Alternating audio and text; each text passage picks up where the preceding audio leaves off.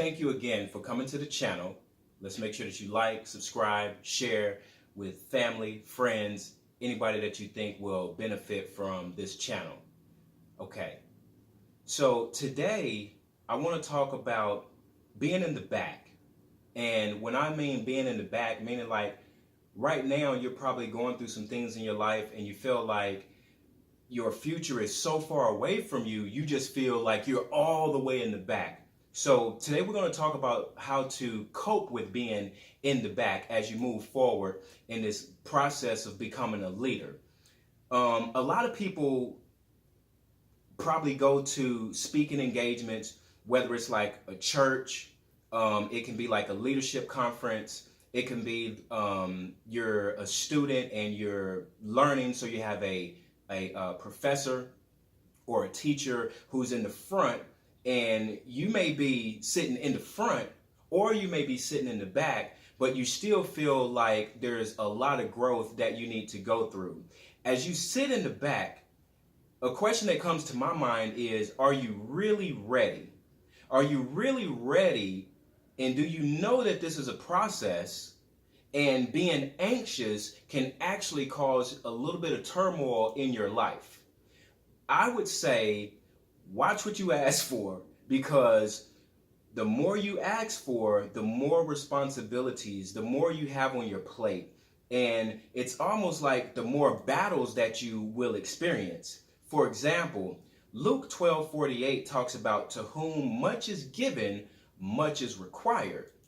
And when I look at it from a sitting in the back perspective, it's almost like you have more problems or more perplexities.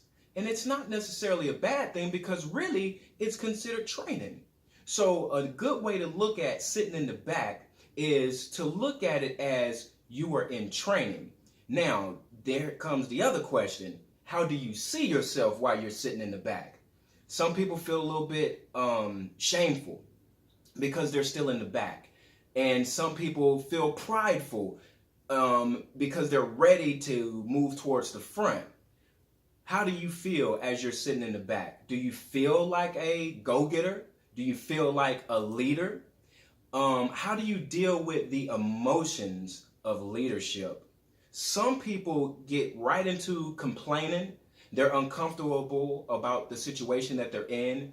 They are not cool with the leader. They have a distorted perspective on the objective. Some people get angry and frustrated. And really, these things causes us to lose focus, right? So we want to make sure that we don't lose focus. So what we want to do is we want to make sure that we keep our eyes on the prize, and we want to make sure that as we're sitting in the back, that we allow the leader to lead us, kind of like Moses in the Exodus into the promised land. Now, Moses was 80 years old, and seems to be he was in the wilderness for about 40 years. Now, the interesting part about that is he was a leader of about 2 or 3 million people. And it was brought to my attention just a couple days ago, the distance that they were traveling was only between 222 miles to 250 miles. From my understanding, I could just about assume they could have seen the promised land from where they were. Now, as you're sitting in the back, how do you see the promised land? Do you see the promised land as way, way, way, way, way out there and it's unreachable? And what do you do to stay focused as you're on your journey into the promised land, as you move closer to the stage of your destiny? How do you stay focused? I would say stay focused on the process. It is a process and it does take time. For example, a builder. Now, everywhere we go, we see architectural designs that are beautiful, and a builder would have had to build that. But before the builder can build the building, first, there has to be some sort of blueprint, right? And after the blueprint has been completed and approved, they have to go to the city and or the state and get permits. Now, once they get the permits, it still is a process, right?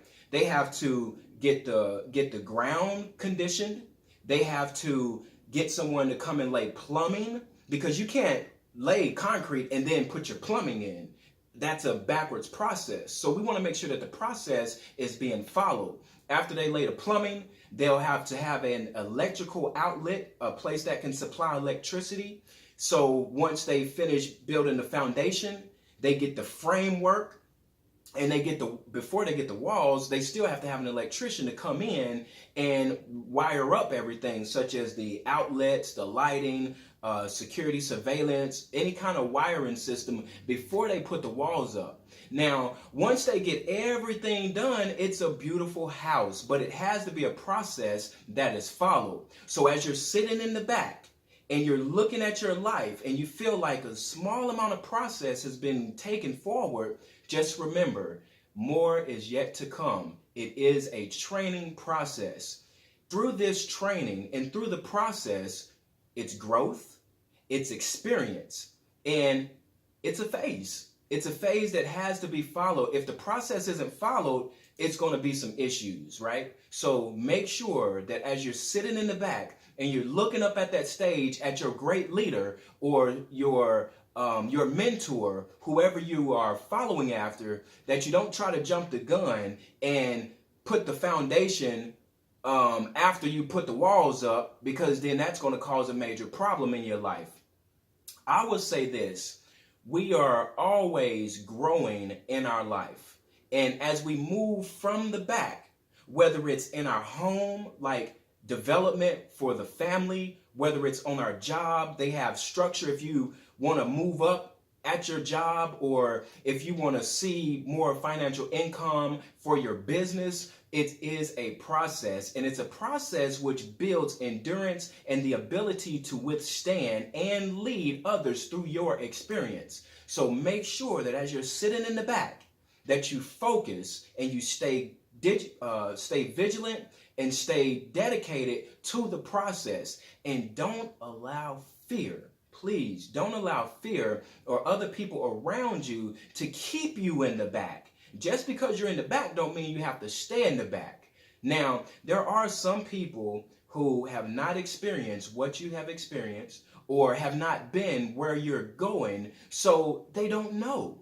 So some people will probably complain, just like they did with Moses. Moses got me out here in the wilderness. He don't know what he's doing. But little did they know, Moses was following a process to lead them as a leader, same as yourself. There's processes that you will follow that you will use to lead other people as you reach your goals and your destiny. So as you sit in the back, keep focused, stay encouraged, and take a very, very good look at your steps forward. And as you get closer to your destiny, the stage, as you get closer to where you want to be in life, remember, it's training. And it's training for a bigger purpose, a bigger life-changing process that will guide you to your future. So just remember, just because you're in the back doesn't mean you'll always be in the back. And like they say, never forsake a small beginning, because teamwork makes the dream work. Thank y'all, and we'll see you next time. So don't be afraid to be in the back today, because tomorrow your future is ahead of you. See y'all next time.